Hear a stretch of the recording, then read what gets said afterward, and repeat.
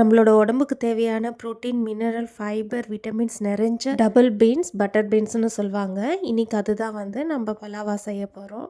4லேருந்து 5 பேர் சாப்பிட்லாம். அது கூட நான் கொஞ்சமாக பன்னீரும் ஆட் பண்ணிக்கிறேன். குக்கரில் 3 ஸ்பூன் ஆயில், 1 ஸ்பூன் கீ போட்டுட்டு ஸ்பைசஸ் எல்லாம் ஆட் பண்ணிக்கலாம். 2 பிரியாணி இலை, 5 ஏலக்காய், 5 கிராம்பு, 1 அன்னாச்சிப்பூ, தேவையான அளவு பட்டை. இது கூடவே நம்ம வந்து ஆனியன் கட் பண்ணி வச்சுருக்கோம், அதையும் ஆட் பண்ணிக்கலாம். 4 கப்பு ரைஸுக்கு 3 நான் ஆனியன் ஆட் பண்ணியிருக்கேன். சமமான சைஸில் 3 ஆனியன் ஆட் பண்ணியிருக்கேன். அது கூட வந்து 2 பச்சை மிளகா கீரி போட்டுக்கலாம். உங்களுக்கு காரத்துக்கு தகுந்த மாதிரி இன்னும் வேணுன்னா ஆட் பண்ணிக்கோங்க. இந்த அளவுக்கு வணங்கினதுக்கப்புறம் 2 தக்காளி வந்து கட் பண்ணி வச்சுருக்கேன், அது நீல வாக்கில், அதையும் ஆட் பண்ணிக்கலாம். இது நல்லா வணங்கட்டும். ஓரளவுக்கு வணங்கினதுக்கப்புறம் இது கூட வந்து கட் பண்ணி வச்சுருக்கேன் பீன்ஸ், கேரட் ஆட் பண்ணிக்கிறேன். நான் கொஞ்சம் தான் போடுறேன். அது கூட வந்து மிளகாத்தூள் 1 ஸ்பூன், மல்லித்தூள் 1/2 ஸ்பூன், அவ்வளோதான். நான் காரத்துக்கு வேறு எதுவும் ஆட் பண்ணலை. உங்கள் காரத்துக்கு தகுந்த மாதிரி நீங்கள் வந்து சில்லி பவுடர் ஆட் பண்ணிக்கோங்க. 1/2 ஸ்பூன் வந்து இஞ்சி பூண்டு பேஸ்ட் ஆட் பண்ணிக்கிறேன் நான். அது கூடவே புதினா, கொத்தமல்லி நல்லா கை நிறைய எடுத்து ஆட் பண்ணிக்கோங்க. அப்போ தான் நல்ல ஒரு ஃப்ளேவர் கிடைக்கும். இதை நல்லா வணக்கி விட்டுக்கோங்க. வணக்கினதுக்கப்புறம் நம்ம வாஷ் பண்ணி வச்சுருக்க பீன்ஸை இதில் ஆட் பண்ணிக்கலாம். இந்த ஸ்டேஜில் ஆட் பண்ணுங்கள். அப்போ தான் வந்து ரைஸ் வேகும் போது இது பேலன்ஸ்டாக குக் ஆகிருக்கும்.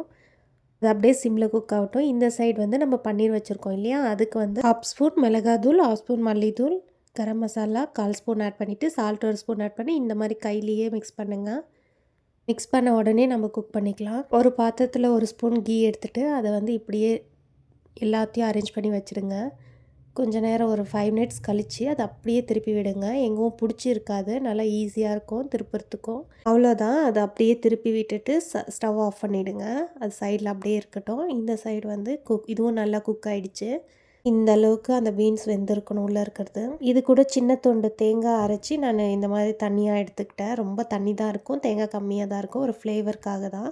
இது கூட வந்து அரிசி மெஷர் பண்ண கப்லேயே வந்து 3 கப்பு தண்ணி ஆட் பண்ணிக்கிட்டேன். அது கூட வந்து நம்ம அரிசி வாஷ் பண்ணி வச்சுருக்கிறத ஆட் பண்ணிக்கலாம். நான் 1/2 மணி நேரம் ஊற வச்சுருக்கேன், நீங்களும் அதே மாதிரி ஊற வச்சுக்கோங்க. அது கூட 1 ஸ்பூன் வந்து உப்பு ஆட் பண்ணிவிட்டு இந்த அளவுக்கு நல்லா கொதி வரணும். இந்த டைமில் வந்து புதினா, கொத்தமல்லி இருக்குது இல்லையா, அதையும் ஆட் பண்ணிக்கோங்க. பன்னீரை எடுத்து அப்படியே அரேஞ்ச் பண்ணி வச்சுருங்க.